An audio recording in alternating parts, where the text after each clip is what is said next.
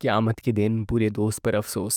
قرآن سورہ الفرقان آیت نمبر 27 سے 29 میں اللہ تعالیٰ فرماتا ہے، اور اس دن ظالم اپنے دونوں ہاتھوں کو چبائے گا اور کہے گا، کاش میں نے رسول کا راستہ اپنایا ہوتا، ہائے کاش میں نے فلاں برے شخص کو اپنا دوست نہ بنایا ہوتا، اس نے مجھے نصیحت قرآن سے بھٹکا دیا جبکہ وہ میرے پاس آ چکی تھی، اور شیطان تو انسان کو اکیلا چھوڑ دیتا ہے۔ تفسیر: اس آیت میں بتایا گیا ہے کہ قیامت کے دن وہ لوگ جو دنیا میں برے دوستوں کی وجہ سے گمراہ ہوئے بہت پچھتائیں گے، لیکن اس وقت پچھتانے کا کوئی فائدہ نہیں ہوگا۔ برے دوست انسان کو اللہ کی یاد اور دینی راستے سے دور کر دیتے ہیں۔ آخرت میں دوستی دشمنی میں بدل جائے گی۔ قرآن سورہ الزخرف آیت نمبر 67 میں اللہ تعالیٰ فرماتا ہے، اس دن دوست آپس میں ایک دوسرے کے دشمن بن جائیں گے سوائے پرہیزگاروں کے۔ تفسیر: دنیا میں جو لوگ گناہ اور نافرمانی کی بنیاد پر دوستی کرتے ہیں وہ آخرت میں ایک دوسرے کے دشمن بن جائیں گے، مگر جو لوگ اللہ کی رضا اور تقوی کی بنیاد پر دوستی کرتے ہیں ان کی دوستی آخرت میں بھی باقی رہے گی۔ اچھے لوگوں کے ساتھ رہو۔ سورہ التوبہ آیت نمبر 119 میں اللہ تعالیٰ فرماتا ہے، اللہ سے ڈرو اور سچے لوگوں کے ساتھ رہو، برے دوستوں کی کوئی مدد نہیں ہوگی۔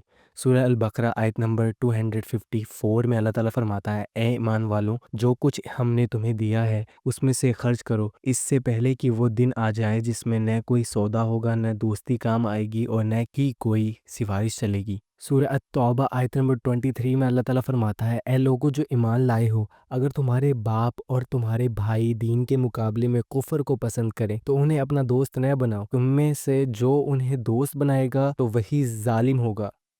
حدیث میں برے دوستوں کا ذکر، اچھی اور بری صحبت کی مثال۔ رسول اللہ صلی اللہ علیہ وسلم نے فرمایا، اچھا دوست اور برا دوست عطر بیچنے والے اور لوہار کی مثال کی طرح ہے۔ عطر والا یا تو تمہیں کچھ دے دے گا یا تم اس سے اچھی خوشبو پالو گے، اور لوہار یا تو تمہارے کپڑے جلا دے گا یا اس کی گندی بدبو تمہیں محسوس ہوگی۔ تفسیر: اچھی صحبت انسان کے اخلاق اور ایمان کو بہتر بناتی ہے جبکہ بری صحبت تباہی کی طرف لے جاتی ہے۔ انسان اپنے دوست کے دین پر ہوتا ہے۔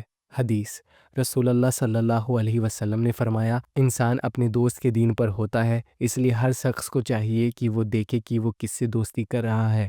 تفسیر: آپ اپنے دوست کے دین پر ایسے ہوتے ہیں کہ اس کی خوشی آپ کی خوشی ہو جاتی ہے، آپ فرمانبرداری کرنے لگتے ہیں، آپ اس کو فالو کرنے لگتے ہیں، آپ اس سے انفلوئنس ہوتے ہیں، تو جو وہ کرتا ہے، جس چیزوں سے وہ خوش ہوتا ہے، اگر وہ حرام سے خوش ہوتا ہے تو آپ بھی حرام میں ہی خوش ہوں گے، تو پھر آپ کی خوشی کے معنی وہ ہوں گے جو اس کی خوشی کے معنی ہوں گے۔ اس لیے انسان کو چاہیے کہ وہ دیکھے کہ اس کے دوست کون ہیں، کیونکہ وہ ان کی خوشی کو اپنی خوشی مانتا ہے، تو اگر وہ حرام خوشیوں میں خوش ہوتے ہیں تو آپ بھی حرام چیزوں میں ہی خوش ہوں گے، پھر آپ دین پہ چلنا آپ کے لیے مشکل ہوگا۔ اگر آپ کے دوست دین پہ چلتے ہیں تو آپ کے لیے دین پر چلنا آسان ہو جائے گا، اور اگر آپ کے دوست دین پر چل کر خوش ہوتے ہیں تو آپ کی خوشی کے معنی بھی وہی ہوں گے۔ پر اگر آپ کے دوست حرام خوشیوں کو ڈھونڈتے ہیں، تلاش کرتے ہیں، تو آپ کا دل بھی وہیں پر سکون پائے گا، اور حالانکہ آپ کا دل مایوس ہو جائے گا at the end of it, کیونکہ اصل خوشی تو اصل جو سکون ہے وہ اللہ تعالیٰ کی یاد میں ہے، اللہ تعالیٰ کے ذکر میں ہے۔ جس سے محبت کرو گے اسی کے ساتھ ہوگے۔ حدیث: رسول اللہ صلی اللہ علیہ وسلم نے فرمایا، انسان اسی کے ساتھ ہوگا جس سے وہ محبت کرتا ہے۔ گنہگاروں سے دوری اختیار کرو۔ حدیث: رسول اللہ صلی اللہ علیہ وسلم نے فرمایا، مشرک یعنی اللہ کے ساتھ شرک کرنے والے سے دوستی مت کرو، اور نہ ہی فاسق بڑا گنہگار سے میل جول رکھو سوائے اس کے کہ تم اس سے بچ سکو۔ قیامت کے دن برے دوست کی شکایت۔ حدیث: رسول اللہ صلی اللہ علیہ وسلم نے فرمایا، قیامت کے دن کچھ لوگ کہیں گے، یا اللہ، اس بندے نے مجھے گمراہ کیا، تو اللہ فرمائے گا، تم نے خود اسے اپنا دوست بنایا تھا۔